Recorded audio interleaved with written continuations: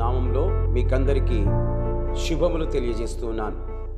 ఈ రోజున మన ముఖ్య ధ్యానాంశము, మీరు బహు శ్రేష్ఠులు కారా? Are not you worthy much more?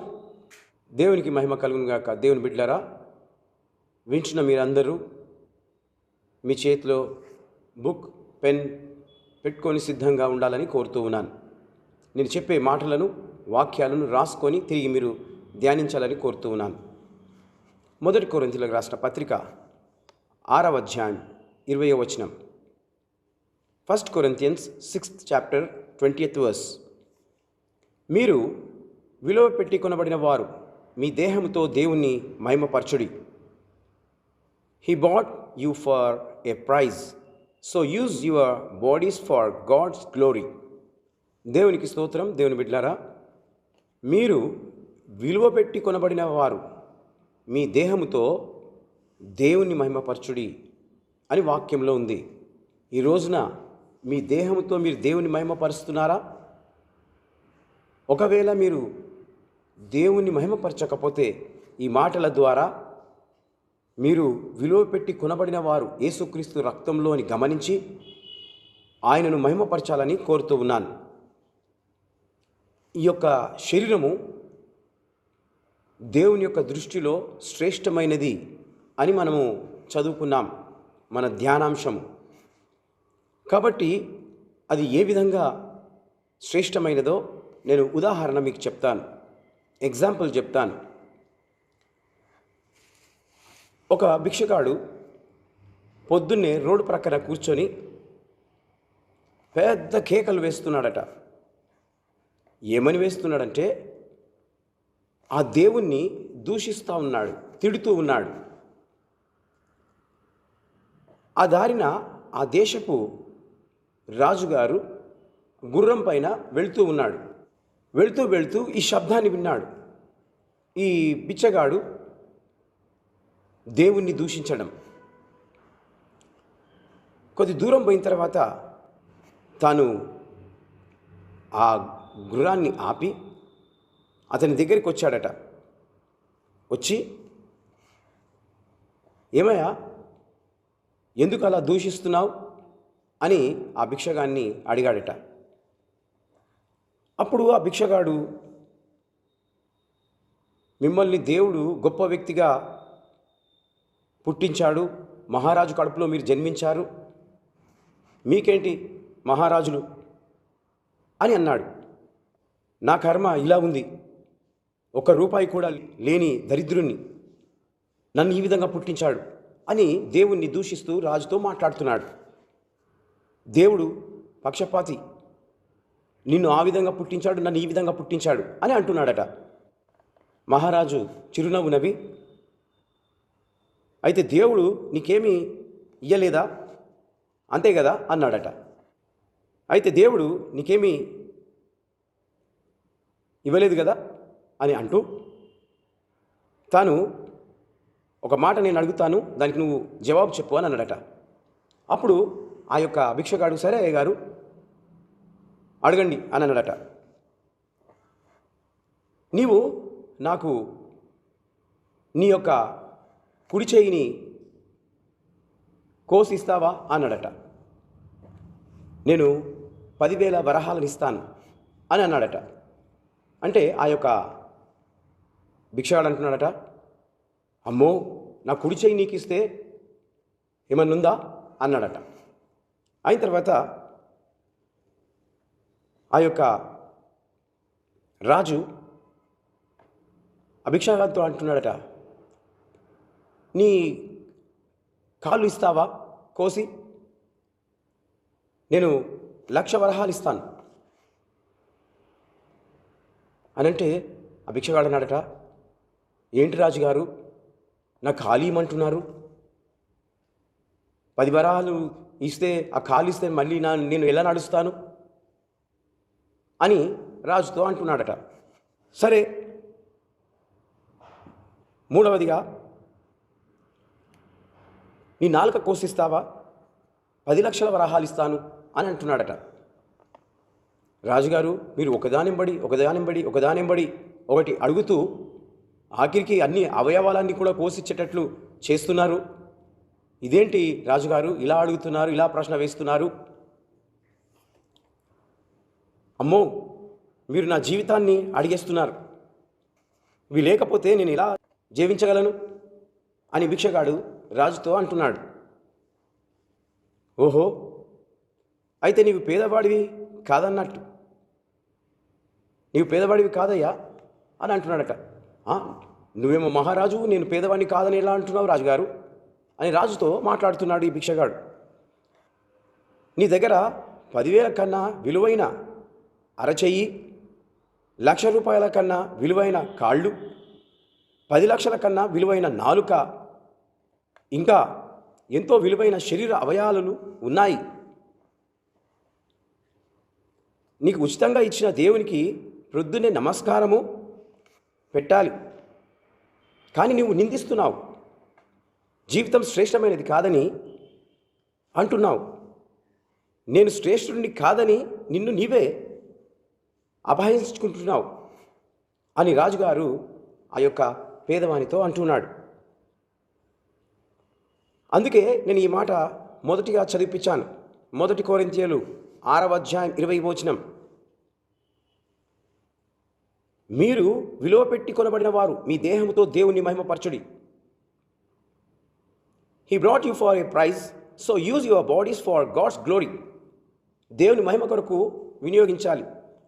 రాజులకు రాజు అయిన ప్రభు అయిన యేసుక్రీస్తు మన శ్రేష్టమైన జీవితం గురించి బైబిల్లో తెలియపరిచారు. మీరు విలువ పెట్టి కొనబడిన వారు, మీ దేహంతో దేవుణ్ణి మహిమపరచుడి. ప్రాణంతో ఉన్న మానవుణ్ణి శరీరంలో కొన్ని రసాయనాలు పదార్థాలు కొనుక్కుంటే 54 కోట్ల ఖర్చు అవుతుందట. మీకు తెలుసో తెలియదో, మీరు వింటున్నారు బాగానే, కానీ మన శరీరంలో ఉన్న అవయవాల విలువ 54 కోట్లు. ప్రియమైనటువంటి దేవుని బిడ్డలారా, జాగ్రత్తగా మీరు వినాలని కోరుతున్నాను. ఇటీవల పరిశోధనలో శాస్త్రవేత్తలు అనగా సైంటిస్ట్ వెల్లడిపరిచినారు. అంటే మానవుడు శ్రేష్టమైన వాడు అని గ్రహించాలి. మొట్టమొదటిగా పక్షుల కంటే శ్రేష్ఠులు. మత్తయి సువార్త 6వ అధ్యాయం 26వ వచనం. Matthew 6th chapter 26th verse. ఆకాశ పక్షులను చూడండి, అవి విత్తవు, కోయవు, కోట్లలో కూర్చుకొనవు, అయినను మీ పరలోకపు తండ్రి వాటిని పోషించుచున్నాడు. మీరు వాటికంటే బహుశ్రేష్ఠులు కారా అని ప్రభు అయిన యేసుక్రీస్తు తన బోధలో చెప్పారు. Look at birds, they do not sow seeds, gather a harvest and put it in barns, yet your Father in heaven takes care of them. Are not you worth much more than birds? పక్షుల కన్నా శ్రేష్టమైన వారు కారా అని దేవుడు ఇక్కడ ఈ యొక్క వాక్యంలో మనతో మాట్లాడుతున్నాడు. నిజమే, దేవునికి స్తోత్రం. దేవుని బిడ్డలారా, అవి విత్తవు, కోయవు, కూర్చుకొనవు, కానీ వాటిని దేవుడు పోషిస్తున్నాడు. పక్షులను, జంతువులను. కాబట్టి వాటికంటే మనం శ్రేష్ఠులము, వాటికంటే గొప్పవారం. మన కొరకు తన ప్రాణమును అర్పించిన ఆ యేసు ప్రభుల వారు మనల్ని ఈ యొక్క మాటల ద్వారా బలపరుస్తూ ధైర్యపరుస్తున్నాడు. నీవు శ్రేష్టమైన వాడవు అని అంటున్నాడు. నీవు అనుకుంటున్నావు నేను పనికి మాలిన వాడను అని అనుకుంటున్నావు, పనికి మాలిన దానను అని అనుకుంటున్నావు. లేదు, నీవు విలువ పెట్టుకోబడిన వాడవు, దానవు. కనుక ఈ మాటలు వింటుండగా నీవు బలం పొందుకోవాలని ఈ మాటలు మీతో చెప్తూ ఉన్నాను. పరలోకపు సంబంధమైన విషయాలు అర్థం కావడానికి భూలోకంలో సంబంధమైన విషయాలతో ప్రభు పోల్చి చెప్తున్నాడు. దేవుడు ఇవి పోల్చి చెప్తూ ఉన్నాడు. పరలోకము, భూలోకము. పరలోకంలో ఏ విధంగా ఉంది, భూలోకంలో ఏ విధంగా ఉంటుంది, అది కలిసి మనకు చెప్తూ ఉన్నాడు. మీరు బహుశ్రేష్ఠులు కారా అని యేసుక్రీస్తు బోధనలో చెప్పినారు. మనము ఏ విషయంలో శ్రేష్ఠులమో వాక్య భాగంలో పరిశీలిస్తున్నాం. వాక్యాన్ని మనం పరిశీలించాలి. చెప్తూ ఉంటే మీరు విని రాసుకొని దాన్ని ధ్యానించాలి. తర్వాత మీరు పదే పదే యూట్యూబ్ చూస్తూ తిరిగి మీరు ధ్యానించి ఈ యొక్క మాటలను మీరు వేరే వాళ్ళకు కూడా చెప్పాలని ఈ మాటలు మీతో పంచుకుంటూ ఉన్నాను. అలనాడు నోవా ఆదికాండము 7వ అధ్యాయం 14వ వచనంలో, జెనసిస్ 7th చాప్టర్ 14th వర్స్లో ఈ విధంగా వ్రాయబడ్డది. వీరే కాదు, ఆయా జాతుల ప్రకారము ప్రతి మృగమును, ఆయా జాతుల ప్రకారము ప్రతి పశువును, ఆయా జాతుల ప్రకారము నేల మీద ప్రాకు ప్రతి పురుగును, ఆయా జాతుల ప్రకారము ప్రతి పక్షియు, నానా విధములైన రెక్కలు గల ప్రతి పిట్టయు ప్రవేశించను.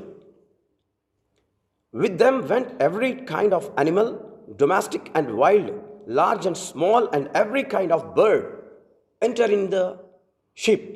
దేవునికి స్తోత్రం. దేవుని బిడ్డలారా, దేవుడు ఈ యొక్క నోవా చేసిన పడవలో పక్షులు, పిట్టలు, జంతువులు, మృగాలు సమస్తమును ప్రవేశించినట్లుగా వాక్యంలో మనం చూస్తున్నాం. నిజమే, దేవునికి స్తోత్రం. ఆదాము వీటికన్నిటికీ పేర్లు పెట్టాడు. దేవుడు కాదు పెట్టింది పేరు, ఆదాము జంతువులకు, పక్షులకు పేర్లను పెట్టాడు. కాబట్టి ఆయన ఈ మాటలు మనతో చెప్తున్నాడు. మనుషులందరమైన మనము చింతిస్తూ ఉంటాం, ఆలోచిస్తూ ఉంటాం ప్రతి విషయంలో. కాబట్టి ఆలోచన మనము దేవుని మీద పెట్టి మనము అడగాలి ఏదైనా కూడా. అదేవిధంగా మత్తయి సువార్త 6వ అధ్యాయం 25వ వచనంలో ఒక మాట చూస్తాం. Matthew 6th chapter 25th verse. మొట్టమొదటిది, ఏమి తిందుమో అని చింత. రెండవది, ఏమి త్రాగుదుమో అని చింత. మూడవది, ఏమి ధరించుకుందుమో అనే చింత. 1. Worried about food, worried about drink, worried about the clothes for body. నాలుగవదిగా మత్తయి సువార్త 6వ అధ్యాయం 34వ వచనం. Matthew 6th chapter 34th verse. రేపు ఏమి జరుగుతుందో అనే చింత. So do not worry about tomorrow. రేపు ఏం జరుగుతుందో అన్న చింత కలిగి ఉంటున్నారు జనులు.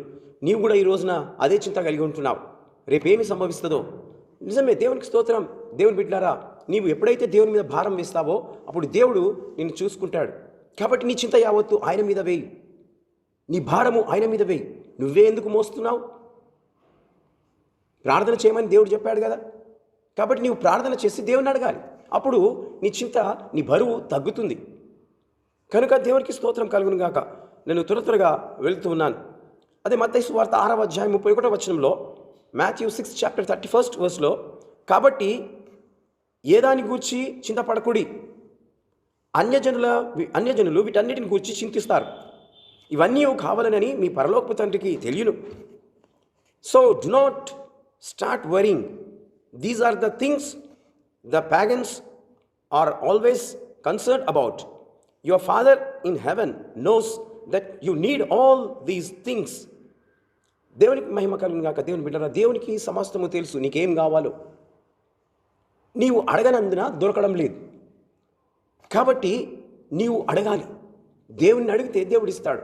మంచి మనసుతో యథార్థంగా నీవు ప్రార్థన చేస్తే దేవుడు నీ హృదయ వాంఛను తీరుస్తాడు. కాబట్టి దేవుడికి సమస్తము తెలుసు. ఇవి ఎవరు చింతిస్తారు? దేవుణ్ణి తెలవనటువంటి వారు చింతిస్తూ ఉంటారు. నీవు దేవుని నమ్మిన వానివి నీవు చింతించకూడదు అని దేవుని వాక్యం చెప్తుంది. కాబట్టి దేవుడు నీకు సమస్తము ఆయన ఇవ్వగలడు. ఎందుకంటే నీవు యేసుక్రీస్తు రక్తంలో కడగబడినావు కాబట్టి ఆయన ఇవ్వగలడు. కనుక నీవు ఈ మాటలు వింటున్న నీవు మరి దేవుని అడగాలని కోరుతున్నాను. పరిశోధకులు పరిశీలించారు. ఆ పరిశీలనలో 10,404 రకాలైన పక్షులు ఈ లోకంలో, ఈ ప్రపంచంలో ఉన్నట్లుగా వెల్లడించారు. అదే ప్రకారము ఎంత ఆశ్చర్యం కదండి. ఇదే దేవుని యొక్క సృష్టి క్రమము కనబడుతూ ఉంది. ఆయా జాతుల ప్రకారము ప్రతి పక్షియు నోవా సిద్ధపరిచి ఓడలో ప్రవేశింపజేశాడు. ఆ ఓడలో ఎక్కించేటట్లు ఎవరు చేశారండి? నోవా. నోవా ఆ ఓడలోనికి ప్రవేశించేటట్టు చేశాడు. అదేవిధంగా ఇన్ని జాతులు, ఇన్ని రకములు జాతి గల పక్షులు నోవా ఓడలో ప్రవేశించి ఉండటం ఆశ్చర్యం కదూ. అన్ని రకాలైన వాటిని ఓడలో ఎక్కించాడు. అనగా ఆ రోజుల్లో మాటకు జంతువులు, పురుగులు, ప్రాకు పక్షులు, ఎగురు పక్షులు, ప్రాకు పురుగులు అన్నీ కూడా మాటకు లోబడ్డాయి. ఇప్పుడు వినడం లేదు. కొన్ని జంతువులు వింటున్నాయి. ఏనుగు వింటుంది, కుక్క వింటుంది. కొన్ని జంతువులు చెప్పినట్లుగా అవి చేస్తూ ఉంటాయి. కాబట్టి దేవునికి స్తోత్రం. దేవుని బిడ్డారా, ఆ రోజుల్లో ఈ రోజుల్లో ఉన్న తేడా ఏంటంటే మనుషులకు ఒకలాంటి అహంభావము, అహంకారము, కోపము, వీటి వల్ల మనుషుడు జంతువులకు కూడా దూరం అయిపోయాడు. దేవునికి దూరం అయిపోయాడు, జంతువులకు కూడా దూరం అయిపోయినట్లుగా మనం చూస్తూ ఉన్నాం. కనుక ఇదొక పాఠమును మనము నేర్చుకుంటున్నాం. పక్షుల చింత అనేది లేదు, కానీ మానవుని పక్షి చింతలో చిక్కుకుంటూ ఉన్నాడు. కనుక ఈ రోజున మనము ఈ యొక్క మాటలను ధ్యానిస్తూ మరి ప్రభువును మహిమపరుస్తూ ఉన్నాం. వింటున్న మీరు, నీవు దేని గురించి చింతిస్తున్నావు? మిమ్మల్ని గురించి క్రీస్తు చింతిస్తున్నాడు. మీ చింత యావత్తు క్రీస్తు మీద వేయుడి. ఎవరి మీద వేయాలండి? క్రీస్తు మీద వేయాలి. మీ అమ్మ మీద వేయకూడదు, మీ నాన్న మీద వేయకూడదు, మీ బంధువుల మీద వేయకూడదు. ఎవరి మీద వేయాలి? క్రీస్తు యేసు ప్రభు మీద వేయాలి మీ చింత యావత్తు. బైబిల్లో వ్రాయబడ్డది. 1 పేతురు 5వ అధ్యాయం 7వ వచనం, 1 Peter 5th chapter 7th verse. మీ చింత క్రీస్తు మీద వేయుడి. Leave all your worries with him because Christ cares for you. ఆయన నీ గురించి ఆలోచిస్తూ ఉన్నాడు. రెండవది, గొర్రె కంటే శ్రేష్ఠులు. మత్తయి సువార్త 12వ అధ్యాయం 12వ వచనం, Matthew 12th chapter 12th verse. గొర్రె కంటే మనుష్యుడు శ్రేష్ఠుడు కాబట్టి విశ్రాంతి దినమున మేలు చేయుట ధర్మమే అని చెప్పి ఆ మనుషునితో నీ చెయ్యి చాపమనెను. వాడు చెయ్యి చాపగా రెండవ దాని వలె బాగుపడెను. And a man is worthy much more than a sheep. So then our law does allow us to help someone on the Sabbath. గొర్రెల కంటే మనుషుడు శ్రేష్ఠుడు. ప్రియమైనటువంటి దేవుని బిడ్డలారా, వింటున్న మీరు, చూస్తున్న మీరు, దేనికంటే శ్రేష్ఠులట? గొర్రెల కంటే శ్రేష్ఠులు. కాబట్టి విశ్రాంతి దినమున మేలు చేయుట ధర్మమే అని చెప్పి, అనగా ఆ రోజుల్లో విశ్రాంతి దినమున ఏ పని చేయకూడదు, స్వస్థతలు చేయకూడదు. కానీ యేసుక్రీస్తు ప్రభుల వారు ఇక్కడ ఒక చెయ్యి పడిపోయిన వ్యక్తిని బాగు చేస్తూ ఉన్నాడు. ఇది ధర్మమా? మేలా? ఎస్, మేలు. అనగా ఆ విశ్రాంతి దినమున ఆదివారం రోజున ఎవరికైనా ఏమన్నా అయితే, ఏమైనా బాగలేకపోతే వారిని బాగు చేయడము, వారిని హాస్పిటల్కి తీసుకుపోవడము, ఇది మంచిది. కాబట్టి ఆ రోజుల్లో అది చేయొద్దు. గుంటలో పడితే వాడు అక్కడే ఉండాలి. కానీ యేసు ప్రభు చేయి పెట్టి అతన్ని పైకి లేపాడు. అది మేలు కదా? ఎస్, మేలు. కాబట్టి ఆ విధంగా మనం కూడా చెయ్యాలి. అక్కడ ఆ రోజుల్లో యూదులందరూ యేసు ప్రభు మీద గుసగుసలాడారు. కానీ యేసు ప్రభు వారికి జవాబిచ్చాడు, అది మంచి పని అని. అది మత్తయి సువార్త 12వ అధ్యాయం 11వ వచనం, Matthew 12th chapter 11th verse. అందుకు ఆయన, మీలో ఏ మనుషునికైనాను ఒక గొర్రె ఉండి అది విశ్రాంతి దినము నా గుంటలో పడిన ఎడల దాన్ని పట్టుకొని పైకి తీయడా?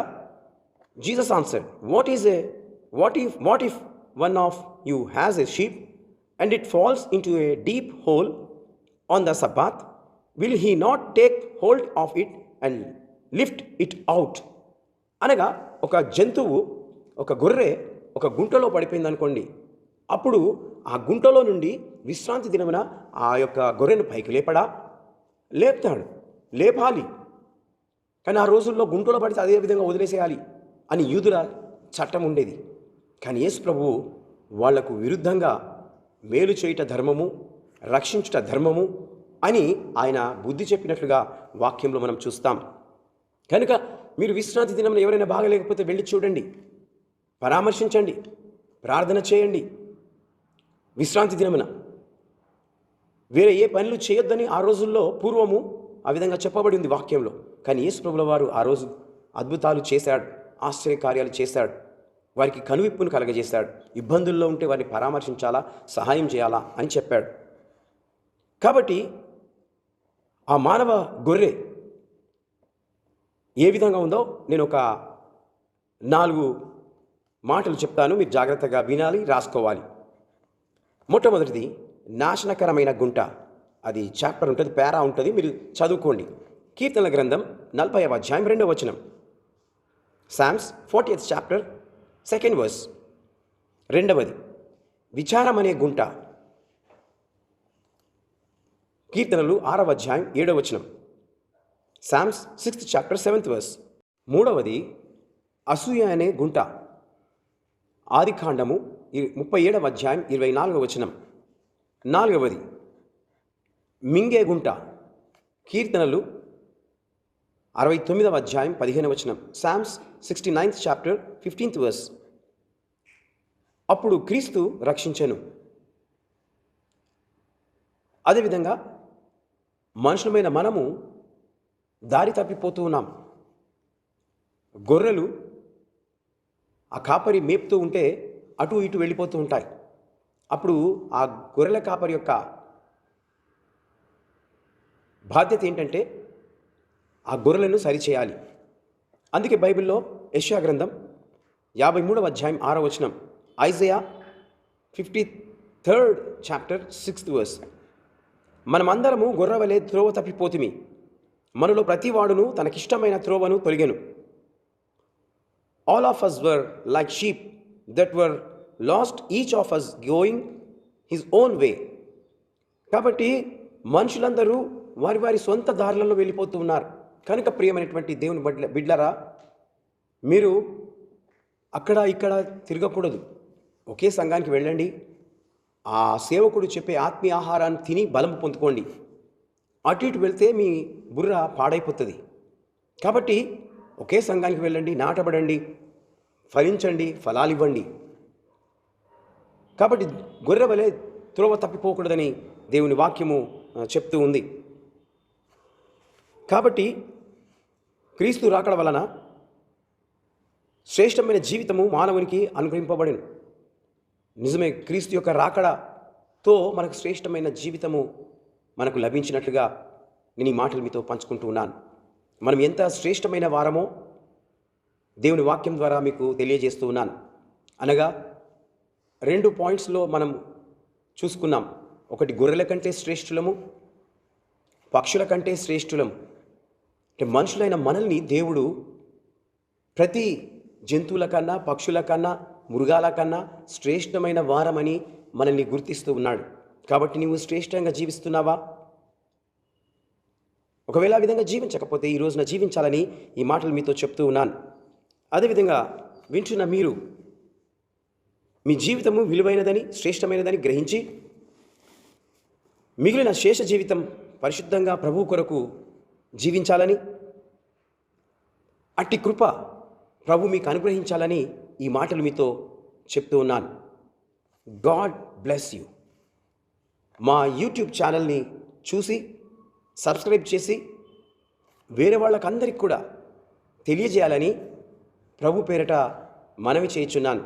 ఆ విధంగా మీరు వేరే వాళ్లకు తెలియజేస్తే దేవుడు మిమ్మలను, మీ కుటుంబాలను దీవిస్తాడని ఈ మాటలు చెప్తూ ముగిస్తున్నాను. ప్రార్థన చేసుకుందాం. అందరు దయచేసి కళ్ళు మూసుకోండి. మహాపరిశుద్ధుడా, ప్రేమగల తండ్రి, నీకు వందనాలు, స్తుతులు, స్తోత్రములు చెల్లిస్తున్నాం. ఈ రోజున మానవులమైన మేము ఎలాంటి వారమో నీ వాక్యం ద్వారా మేము విన్నాం. మమ్మల్ని విలువబెట్టి కొన్నట్లుగా నీ దైవ సేవకుడు వాక్యం ద్వారా బోధించాడు. అవును ప్రభువా, మేము విలువబెట్టి కొనబడిన వారం, నీ దృష్టిలో విలువగల వారం, శ్రేష్ఠులం. కనుక మా దేహంతో నిన్ను మహిమపరిచే వారంగా ప్రతి బిడ్డ ఉండునట్లు సహాయం చేయి తండ్రి. నీకు స్తోత్రం చెల్లిస్తున్నాం. మేము ఎలాంటి గుంటలో పడిపోతున్నామో, ఎన్ని రకాలైన గుంటలో పడుతున్నామో దాని విషయమై నీ సేవకుని ద్వారా వాక్యాలతో మాట్లాడినావు. కాబట్టి మేము మీ కొరకు మా దేహాన్ని సమర్పించి అనేక ఆత్మలను నీ సన్నిధికి నడిపించే వారంగా ఉండునట్లు సహాయం చేయి. నీ పరిశుద్ధాత్మ శక్తి చేత ప్రతి బిడ్డ నింపబడుటకు సహాయం చేయి. తండ్రి, నీకు స్తోత్రం స్తోత్రం చెల్లిస్తున్నాం. ఎంతమంది ప్రభా ఐహిక విచారం వల్ల కృంగిపోతున్నారు, వారిని ఆదరించండి. ఎంతోమంది భార్యాభర్తలు విడిపోతూ రకరకాలైన అక్రమ సంబంధాలు పెట్టుకుంటూ వారి జీవితాన్ని పాడు చేసుకుంటున్నారు. ప్రభా, నీవు జీవితము శ్రేష్టమైందని నీవు మాట్లాడుతూ ఉన్నావు కాబట్టి అలాంటి వారితో నీవు మాట్లాడి వారిని సరిచేయమని పెట్టుకుంటున్నాం. ఎంతోమంది మంత్రతంత్ర శక్తుల చేత చేతబడి చేత ప్రభా కృంగిపోతున్నారు, నాశనమైపోతున్నారు కనుక అలాంటి వారిని యేసు నామంలో విడుదల దయచేయమని వేడుకుంటున్నాను. పరిశుద్ధాత్మదేవానికి స్తోత్రములు.